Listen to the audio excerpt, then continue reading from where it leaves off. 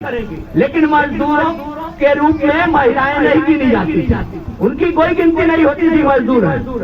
लेकिन एक हड़ताल जब हुआ मजदूरों का, और उस समय सरकार ने उस हड़ताल पर रोक लगा दिया। जब रोक लगा दिया तो महिलाओं ने कहा कि ये पुरुषों के हड़ताल पर रोक लगाए, हम लोग बैठेंगे और तुम लोग घर में जाओ। और यही हुआ, क्योंकि सरकार ने रोक लगाया था कि खनन का काम करने वाला, खदान में काम करने वाले लोग हड़ताल नहीं कर सकते। लेकिन महिलाओं ने कहा कि हम तो खनन में काम करते नहीं है, तो वो बैठ गई हड़ताल पे और पुरुष लोग चले गए घर। और उन्होंने वो घर का खाना बनाते थे, बच्चों को देखते थे, और वो हड़ताल सफल हुआ और सरकार जो है एकदम अवाक रह गई। इसलिए आज हम सभी लोग जानते हैं कि हम लोग महिला पुरुष सभी लोग मिल के लड़ते हैं, तो ये सरकार हमको झुका नहीं सकती है। आप सभी लोग जानते हैं कि वन विभाग अंग्रेज बनाए हमारे देश। अंग्रेजों के पहले कोई वन विभाग नहीं था। मुगल रहे, बड़े बड़े राजा आए, हजारों साल तक राज चला, लेकिन कोई वन विभाग नहीं था। लोग जंगल में रहते थे, जंगल से अपनी आजीविका करते थे, जंगल में बसते थे, वो लकड़ी लेते थे। इस जमीन पर किसी का कोई हक नहीं था साथियों। लेकिन हम सवाल नहीं करते, हम सरकार से कभी पूछते नहीं है कि तुमने वादा किया, वो किया ही नहीं। और वो जाता है और बोलता है कि मैं नमक खिला रहा हूँ, मैं जो है 5 किलो चावल दे रहा हूँ। अरे चावल किसका पैदा किया हुआ है? चावल क्या मोदी ने पैदा किया या योगी ने पैदा किया? हम किसानों ने ही चावल पैदा किया है, और इस देश के मेहनत करने वालों ने पैदा किया है। साथियों, इस बात को सोचने की जरूरत है, एक एहसास करने की जरूरत है कि यदि हम मालिक हैं, जबकि यही कहता है, ये लोग जब चुनाव में आते हैं तो बोलते हैं कि आप ही मालिक हैं, हाथ जोड़ के आते हैं, लेकिन हम लोग मालिक नहीं बन पा रहे हैं, क्योंकि हमारे मन में अभी मालिक की भावना आ ही नहीं रही है। हमारे मन में अभी भी प्रजा की भावना है। इसलिए हम सोचते हैं कि चलो उसने 5 किलो चावल तो दे दिया। हम ये नहीं सोचते हैं कि हम इस देश के मालिक हैं, तो हमको 5 किलो चावल की क्या जरूरत है? हमको सारी सुविधा दो, हमारी खेती बाड़ी को सुविधा दो, हमारी खेती अच्छा करो, तो हम अपने आप जो है 5 किलो चावल नहीं, हम 5 लोगों को खिलाएंगे। जिस देश के मजदूर, किसान, गरीब लोग मेहनत करके सबको खिलाते हैं, उनको चावल की जरूरत है, उनको नमक की जरूरत है। वो क्या खिलाएगा जो अपना निकम्मा है, जो अपने हमारे पैसे से जी रहा है, हमारे पैसे से अय्याशी कर रहा है। इस देश के जितने भी सरकारी कर्मचारी है, IAS है, DM है, SDM है, DFO है, प्रधानमंत्री है, सचिव है, कहाँ का पैसा खाता है? किसका पैसा हो पाता है? पैसा कहाँ से आता है? साथियों, आप लोग समझ लीजिए, हम लोग अच्छी तरह से बात को समझ लें कि पैसा भी मजदूर और किसान ही पैदा करता है, इसके अलावा कोई पैसा पैदा नहीं कर सकता है। जो आदमी मेहनत नहीं करेगा वो क्या पैदा करेगा?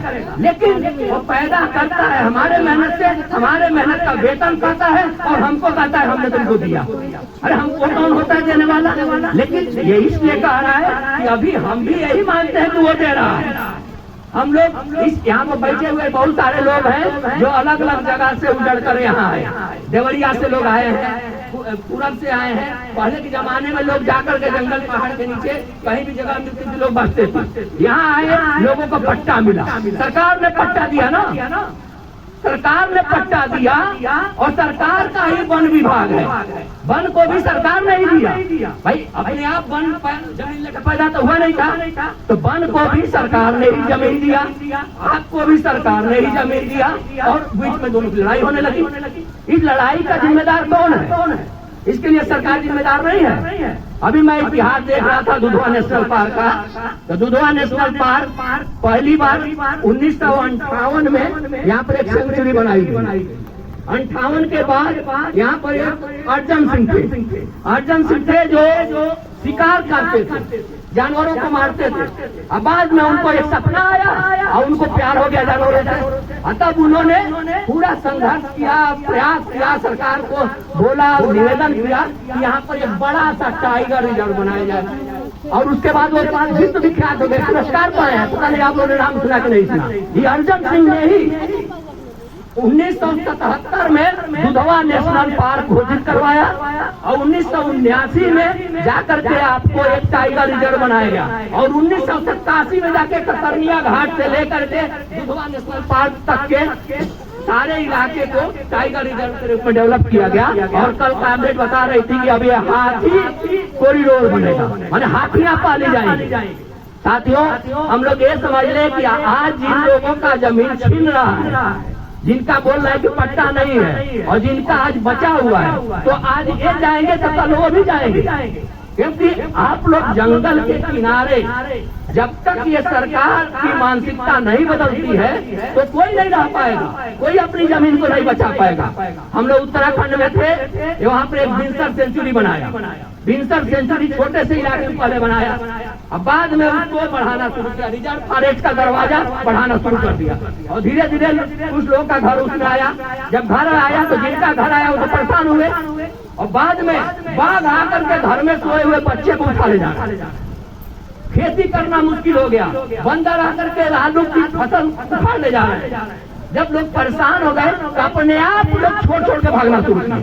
विंसर सेंचुरी से लोग उतर के भागने लगे तो किनारे इसी तरह से गवर्नमेंट क्या है, आज कहेगी कि जिनके पास जमीन नहीं है उसको हटाओ, जिनको पक्का किया है उनको रहने देगी। इससे क्या आगे हमारे बीच में डिवाइड कि हमारे कुछ लोग बन जाएंगे, चलो हम तो उजड़ नहीं रहे हैं, जो उजड़ रहे हैं वो लड़े और बाकी जो है हमको स्थायी है। और कल को जब ये उजड़ेंगे तो फिर उनके ऊपर प्रहार होगा। ये नियत की होता है। तो साथियों, आज मैं आप लोग से यही आग्रह करना चाहता हूँ कि हम लोगों को सरकार की पॉलिसी को समझना होगा, अपनी दुर्दशा को समझना होगा कि हमारी दुर्दशा कहाँ से शुरू हो रही है। हमारी दुर्दशा यदि हमारे घर में है तो सिर्फ हमारे घर की वजह से नहीं है, हमारे नौजवानों की वजह से नहीं है, हमारे घर के मेहनत करने की कमी की वजह से नहीं है, बल्कि देश की नीति की वजह से है। ये देश की नीति जब तक जनता के लिए नहीं बनाई जाएगी, भले ये सब कहते हैं कि जनता के लिए बना रहे हैं, लेकिन कौन सी नीति जनता के लिए बना रहे हैं। मान लीजिए यहाँ पर सारे रिजर्व बन जाएगा, हाथी आ जाएंगे और यहाँ के लोग उजड़ जाएंगे, तो किसका विकास हो जाएगा? आखिर होगा किसका विकास? किस देश का विकास होगा? जब जनता का ही विकास नहीं होगा, जनता बर्बाद हो जाएगी और यहाँ से जब उजड़ के लोग जाएंगे तो कहाँ जाएंगे? कोई गिनती है उनकी? आज तक जितने भी बड़े बड़े डैम बने हैं भारत में, 4-5 करोड़ लोग उजाड़े गए हैं, लेकिन वो 5 करोड़ लोगों का परिवार कहाँ चला गया कोई नहीं जानता। उजा करके देखे कि वो किस दशा में जिए, लोग कहाँ कैसे रह रहे हैं, कोई नहीं पूछने जाता है। जब एक बार आपको उजाड़ दिया जाएगा, सुनने में आ रहा है कि बोल रहे हैं कि 3 डिसमिल जमीन दे देंगे। अरे 3 डिसमिल जमीन में कोई क्या करेगा? तुम इतने बड़े देश में इतनी आबादी के बावजूद हमको 3 डिसमिल जमीन भीख में दोगे?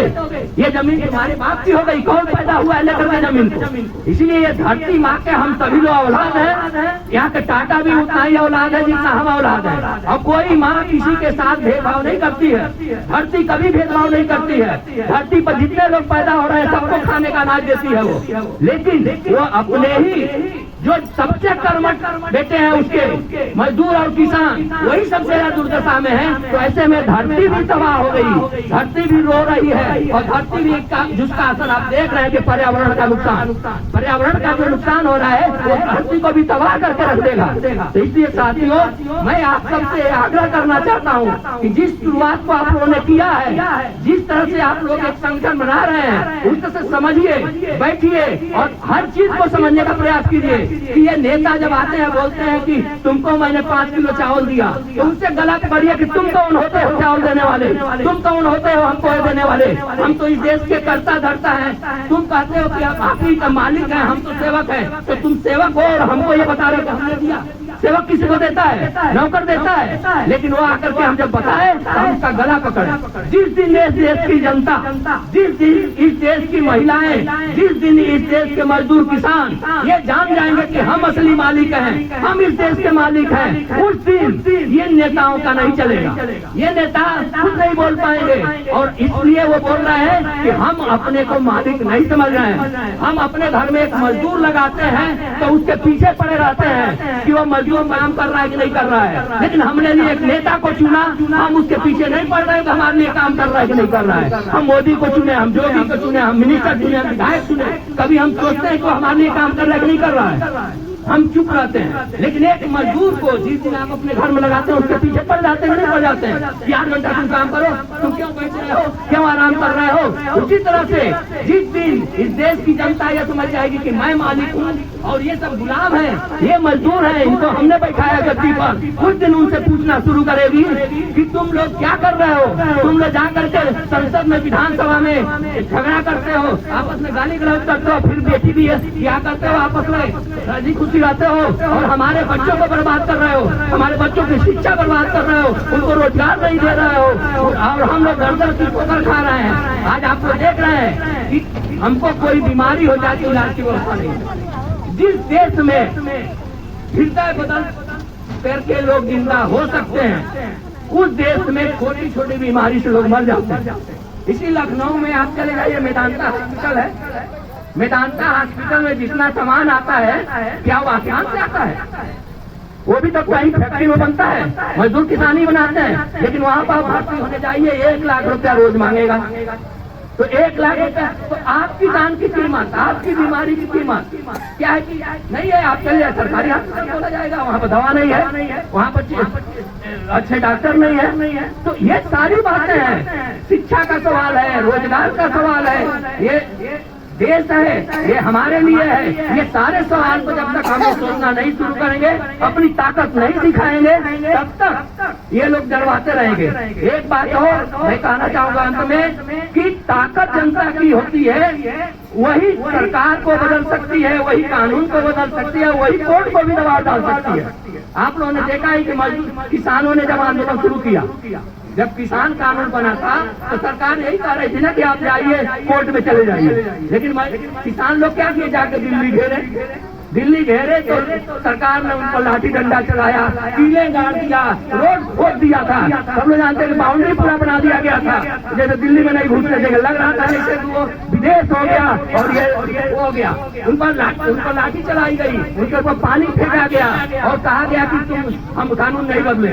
लेकिन अंत में झुकना पड़ा सरकार को झुकना पड़ा, क्योंकि हम इस देश के असली मालिक हैं। बाबा साहब भीमराव अम्बेडकर जब संविधान बनाए तो उस समय संविधान में ये बहस करके ये चीज स्थापित की गई कि देश की असली सत्ता किसके हाथ में है? तो जनता के हाथ में है। ये देश किसके द्वारा चलता है? जनता के द्वारा, जनता की चुनी हुई सरकार देश चलाती है, कोई मालिक इसका नहीं है। इसलिए उन्होंने कानून बनाया, उन्होंने वन संपत्ति के बारे में कानून बनाया, उन लोगों ने बाद में जाके भूमि को सीलिंग एक्ट लागू किया। लेकिन क्योंकि बहुत सारे लोग उस समय थे, पूंजीपति भी थे, यहाँ पर जमींदार भी थे, सबों ने मिल करके कानून में भी बहुत सारे परिवर्तन करवाए। लेकिन हमको ये भी मानना चाहिए कि जिस तरह से जमींदारी उन्मूलन कानून बना था 1950 में, लेकिन उसको आज तक जमीनें लोगों को बहुत अच्छे से नहीं बट पाई।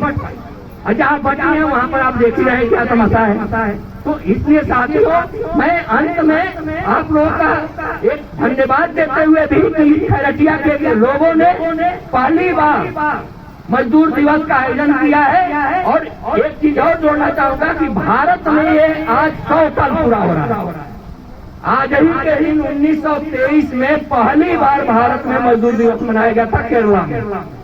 इसलिए भारत की तुलना करें तो ये 100 साल आज पूरा हो रहा है। तो हम लोग 100 साल पर इकट्ठा हुए हैं और मजदूर दिवस अपने त्योहार के रूप में इकट्ठा हुए हैं। इस पर हम लोग को गर्व करना चाहिए कि हमको ये मौका मिला है और खैरटिया के लोगों ने हम लोग को मौका दिया है, इसलिए हम उनके आभारी हैं। और मैं इस आह्वान के साथ कैसे हमारे साथ धोखा करते हैं, ये देश कैसे चलता है, ये शिक्षा कैसे चलती है, स्वास्थ्य कैसे चलता है, कानून कैसे बनता है, इस सबके बारे में हम लोग सोचें, चर्चा करें, विचार करें, ताकि कोई आकर के हमको भाषणबाजी न दे, मन की बात न सुनाए, वो काम की बात सुनाए, काम करे, वो मन की बात न सुनाए। हमको मन नहीं सुनना है, हमको अपने दिल की बात सुनना है। हमारी तो सुनो, जनता की सुनो, वो अपनी सुनाता रहता है, उसको सुनाने का बहुत शौक है, तो हमारी तो सुने, जाए विदेशों को सुनाए, उन पूंजीपतियों को सुनाए।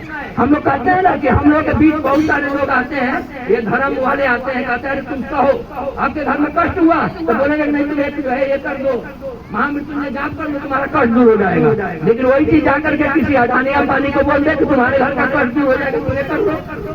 तो साथियों, हमको ये बात समझना होगा कि हम भारत के लोग एक नहीं है, इस भारत में दो तरह के लोग हैं। इस भारत माता से दो तरह की औलादें पैदा हो रही हैं, एक मेहनत पर जीने वाली और एक लोगों को बेवकूफ बना के, धूर्त बना करके, निकम्मापन करके जीने वाली। ये दोनों औलादें आपस में एक नहीं है। जिस तरह से हम लोग घरों में देखते हैं कि दो भाई आपस में कल को लड़ने लगते हैं, उसी तरह से इस देश को बांट दिया गया है। दो तरह के देश बन गया है। एक बन गया है जो लोगों का शोषण करता है, दमन करना चाहता है, हमारी मेहनत मजदूरी पर कब्जा करके अपने को अय्याशी करना चाहता है। और एक तरफ हम है मेहनत करने वाले लोग, दुनिया भर के मेहनत करने वाले लोग, कर्मचारी, शिक्षक, मजदूर, सभी एकजुट होकर के यदि जागरूक होंगे तो हमारे कष्ट दूर होंगे। तब असली में लोकतंत्र आएगा, तब असली में जनवाद आएगा, तब हमसे हमारा विकास कैसे हो, हमारी जमीन पर कैसे विकास किया जाए हमसे पूछा जाएगा और हमारे हित को ध्यान में रखा जाएगा।